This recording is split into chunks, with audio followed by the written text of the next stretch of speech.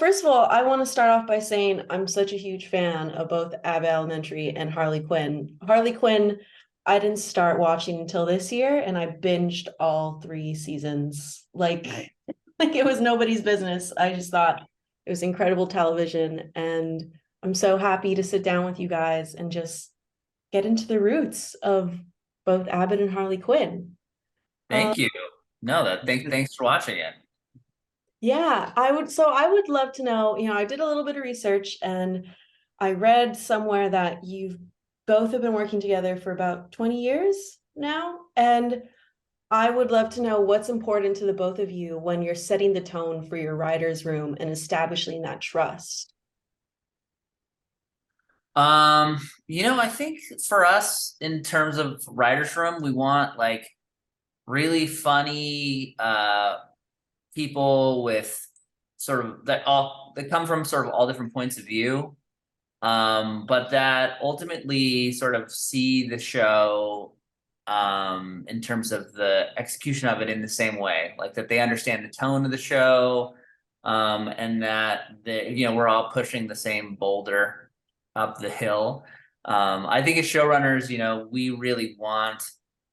the we really want people to all bring their own perspectives to it. I think otherwise it can start to feel like a little homogenized. And so even with Harley or with Abbott, like we really wanted a staff that kind of um, both saw the show in the same way, but all from sort of different perspectives, if that makes sense. Yeah. I mean, I also think just, yeah, in terms of like setting the tone, I think that we we try and just hopefully lead by example, but just in terms of, making sure that everyone, yes, like we're not all gonna agree all of the time on everything, but that we are setting a tone of mutual respect, uh, with everyone, and and also trying to make our writers' rooms as much of a meritocracy as possible, where if a staff writer pitches an idea, it's going to be and it's a great idea, it's going to be taken every bit as seriously as one of the more senior level writers. I think we also like, and this has just come from experience, I think, like whenever we start a writer's room, especially on like a brand new show, um, we try and spend a good like couple of weeks really just talking about the characters,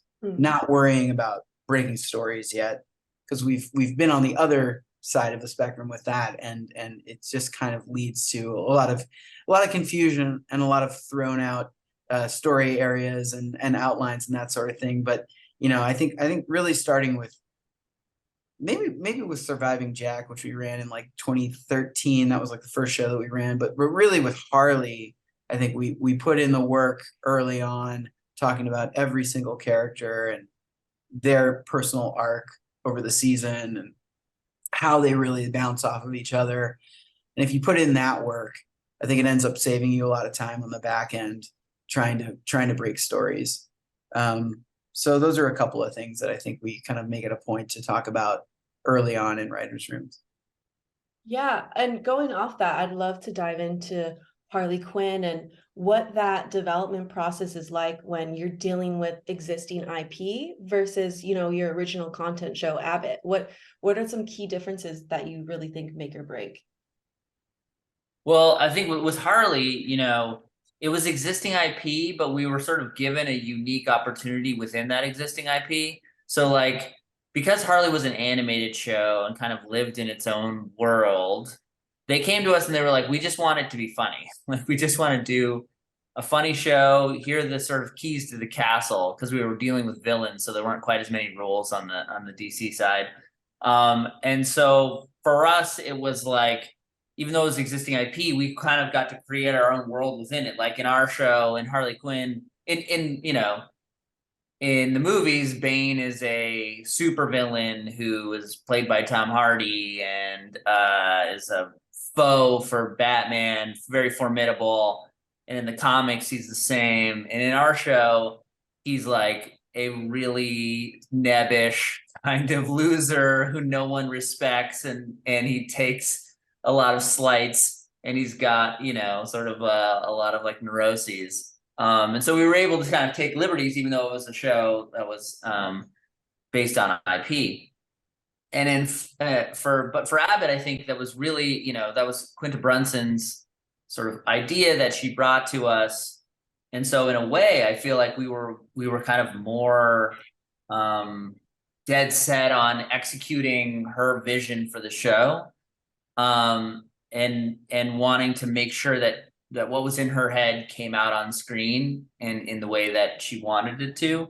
So it was almost more, we were almost sort of paid more attention to the sort of details of the IP in that show than we did in Harley. Yeah, when we pitched Harley, I think it was like around her like 25th anniversary, but Quinta's mom had already been a public school teacher for 40 years, so she actually had 15 years on Harley. Oh, wow. Yeah, and also like with Harley, we ended up, you know, selling the show to DC Universe, which was this kind of, you know, brand new streaming service that was like very niche, and like they didn't have the infrastructure where they had like broadcast standards and practices and like a whole team of executives there that were you know, prepared and very experienced in like giving notes, creative notes and things like that. So it really was like the Wild West with Harley starting out, where we were just like, DC was happy as long as we weren't like shitting on the IP. Yeah. To, you know, and then even then, like there were a couple of times where they were like, oh, like Commissioner Gordon's like kind of too much of a loser here, and we're like, oh, just bear with us. Like if we focus group test the animatic and the focus group people are like, yeah, he's too much of a loser, like we'll change it 100%, but just please trust, like through the animatic, trust us as far as the animatic phase, and then we'll see what happens. And to their credit, they did, and then it actually worked out and tested very well. And so then they were kind of like, okay, like everybody's got a good sense of humor about this, even though like it seems like we're poking a little fun at you know, say Batman, where, you know, he's portrayed as such a like wet blanket in the show. Like we were able to justify it in our minds because, like Justin said, it's like it's a show about supervillains primarily. It's from Harley's POV. Harley would think of Batman as kind of a buzzkill. So I think the portrayal of that of him in that particular nature in this particular show is still fair game. So yeah, it was relatively painless. Yeah, that's awesome. And I want to ask you guys, you know, how do you navigate the differences between creating content for a network television versus a streaming service? Well, we say fuck a lot on our streaming service show, and we don't say it in Abbott. No, I think I think it has more to do with the type of show, like what your show's about, than almost it does the place where the show airs. I mean, certainly there's like standards and practices, rules on network that don't, you know, govern streamers. But I think, like, you know, when Quinta pitched us Abbott, we were like, well, where do you see this? Where would you see this airing? Like your dream network, where would it air? Dream streaming service. She was like, this is a network TV show. I want it to be on one of the basic 4 networks, you know, because that's what the fit was best for her. I mean, it's teachers teaching in a school. They're not dropping F-bombs. They're not like, and she also wanted to reach sort of a very broad audience. She wanted to reach, you know, as many eyeballs as possible, because it was like a sort of 4-quadrant show, right? Kids could watch it with parents, you know, older single adults could watch it. And for Harley, it's like that show kind of is more niche. It is like, you know, we do a lot of jokes that are disgusting. And that can't air on a network television show. But also we knew we built that show, and then we were like, these are the kinds of places it can air. So I think the most important thing is just like build your show first. What's the best version of your show? And then after that, you take it where that'll fit. Yeah, I mean, we knew that Harley was gonna when it landed on DC Universe, that it was probably gonna drop. It was either gonna be all at once, or it was gonna be like a few at a time. And I think they started with maybe the first 3 episodes, something like that. So you end up like leaning into the like heavier serialization a little bit more, just to like keep people, it's so it keep it digestible and keep people like wanting more. We had more like kind of cliffhanger endings, that sort of thing. So that was definitely taken into consideration. And then we had to, really like map out the season arc, like in a hardcore way. Versus Abbott, it's like we plant seeds, but like they're a little mutable. Like they're, we'll be like, oh, this one pivotal plot point is going to happen in like episode 17, and then you're writing episode 14 and you're like, oh, actually we got to punt that to like 29 or 219, episode 219, that sort of thing. So it's a little bit more pliable when you're doing 22 episodes for broadcast.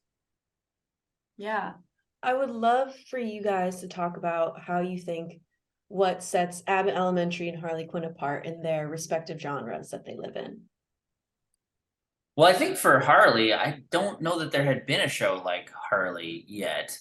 It was sort of from, I guess maybe The Boys would be the closest thing, but I think we sort of came out at the same time. But ours is just more of a straight up comedy. What also was like, I think given like the studio that was producing it, Warner Brothers had this really rich legacy of like kids programming in animation. And so I think Harley, especially coming from like mainline, like Warner Brothers animation, was set apart because of that in a big way. I mean, there were, of course, like, your Rick and Morty was out there already, your Venture Brothers, which I think, which we love, and which I think just like the spirit of that show kind of found its way into Harley just by virtue of us being like big fans of that show. Like they existed, but really for like Warner Brothers itself to take a stab at this, like with such important IP like Harley, who at the time of pitching this, everyone referred to as like the fourth pillar of the DC universe, because she was just so popular, and I mean continues to be, but like at the time, like the David Ayer's Suicide Squad was coming out, and like Margot Robbie was like this, her interpretation of Harley was like this really like the breakout thing from the movie, and so it was like this really kind of important thing. And then for them to have the gall to put this show out that does like potentially kind of bite the hand that feeds, I think set us apart in a big way. And I think, just expectations versus reality. I think people's expectations were that it was going to be like another, like either a kids show, either like it's Batman the animated series. I mean, I still love that show. I watched it as an adult, but that it was another one of those kind of like almost family shows, but told from the villain's perspective, or it's just going to be like so irreverent that I, as a super fan, am going to hate it. And then I think it just surprised a lot of people. Yeah, that pokes fun at these things, but with a lot of love.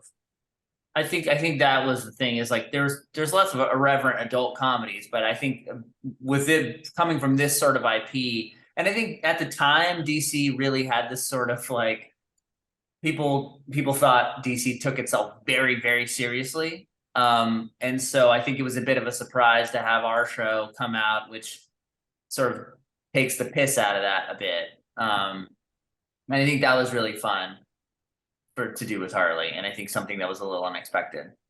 Yeah. And then, oh, sorry, no, you go ahead. Well, I was just going to ask, as writers and as partners, you guys are dealing with both these shows. How do you find the balance between both, and what's keeping you on your toes when you're in the writer's room?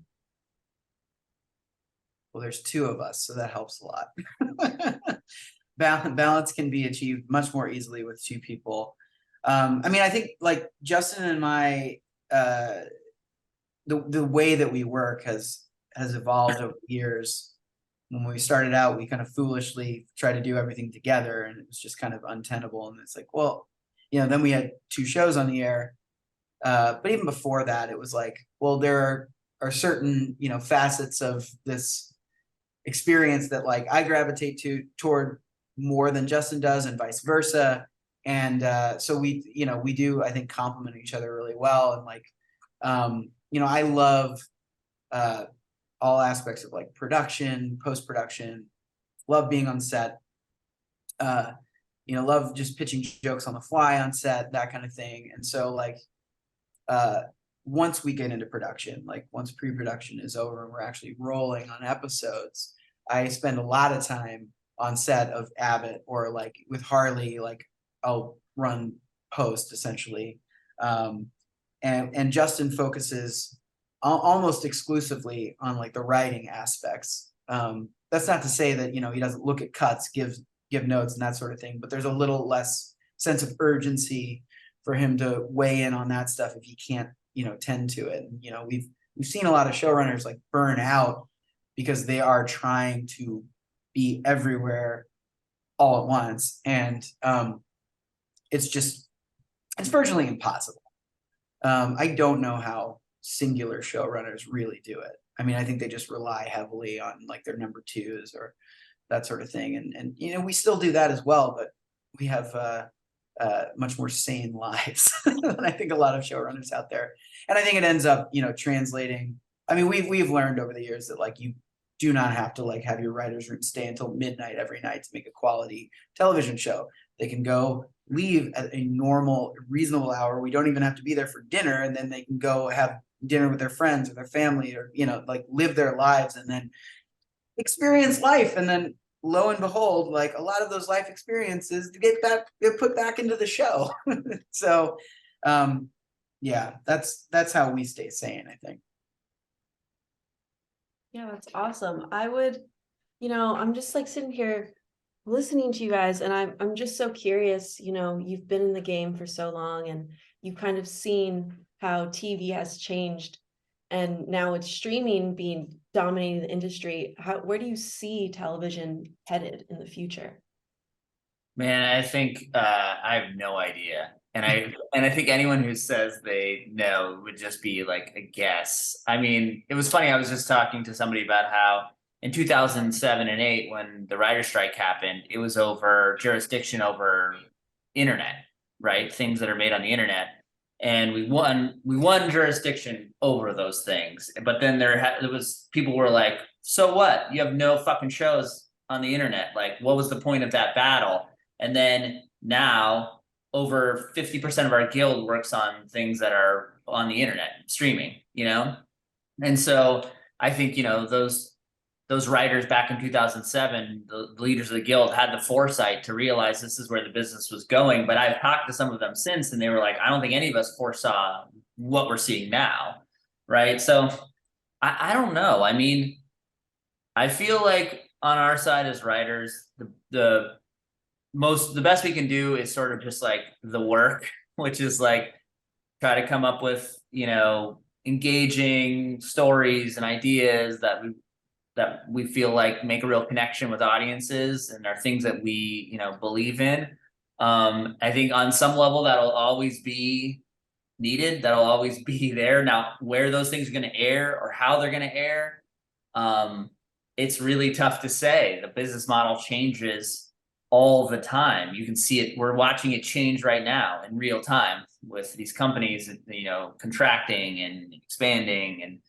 And so I think, you know, I think it's almost like the entertainment industry doesn't necessarily drive that, technology does, you know. And I have no fucking idea what technology is doing. So so I don't know. That would be my answer. Yeah, I think if we knew better, we might be running a network. But Who wants to do that? That's a shitty job. I think it does seem like things are cyclical. So I don't know. I mean, I try and read a lot, but I would just end up kind of parroting back stuff that I read. But I do get the sense that, like, you know, things will snap back. You're gonna start to see, like, you know, in HBO Max, look for, I mean, they're doing it now, really, like, where they're trying to sort of find a spin-off for Big Bang Theory, which was like, you know, that's such a that's like a perfect example of a show that was just such a juggernaut that it like basically keeps the lights on at Warner Brothers. And but they were doing it for broadcast, and they were, you know, doing 24, 26 episodes a year or whatever it was for 12 or 13 years, I think it was on. But now they're like looking to do that kind of stuff, but just for Max. So, you know, it seems like there could be like a snapback to like sort of more traditional types of shows, let's say, or classic types of shows. You're just going to be able to find them on your streaming services. But that's about all I can say, because I truly don't know. And I think a lot of what's happening with this like NBA negotiation right now between the Writers Guild and the AMPTP is going to actually have a huge hand in what the landscape of television looks like in the next few years. So fingers crossed. Definitely. And my last question for y'all is, I'd love to know what you've learned about yourselves as writers in these both shows, Abbott Elementary and Harley Quinn. Good question. I would, oh, you Go want ahead. to No, you go.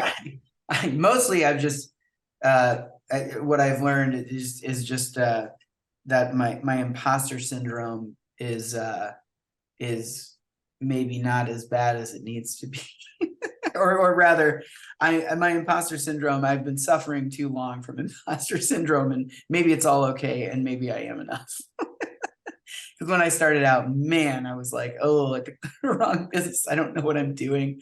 Because we, you know, when we got our first show on the air, and that was also the first job that we had on staff, but we were like given this co-executive producer credit and like co-creators of the show, and it was a sitcom on CBS on the fall schedule, and it was like as kind of big as it gets, you know, and in 2010 is when it aired, and I definitely felt like I didn't belong.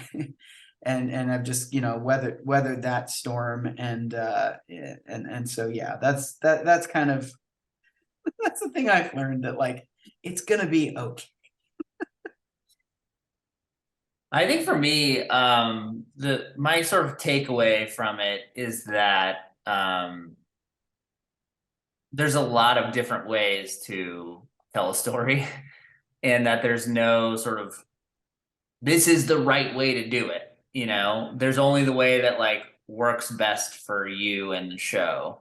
And I think that, you know, like working on Abbott, the stories on Abbott are, believe it or not, we break the Harley stories and the Abbott stories in the exact same way, even though the shows are totally different. We sort of try to figure out what the emotional journey the character is going to go on is. But I think that one of the, you know, Abbott is a much slower paced show. It allows for much more character stuff. Doesn't have to move as fast. And I think the thing that I've learned is like I'm constantly learning on both of these shows how to better break a story, tell a story. And that I'm realizing there will never come the point where I feel like I know how to do this exactly. Like it'll always feel like, oh fuck, I can't believe I made that terrible mistake. I thought I had gotten past this, but I'm learning now that this is also something I shouldn't be doing. You know, I shouldn't do it this way. So I think the thinking in my head when I first started in this business, that at some point you get to the place where you're like, well, I know how to do this and this is the way to do it.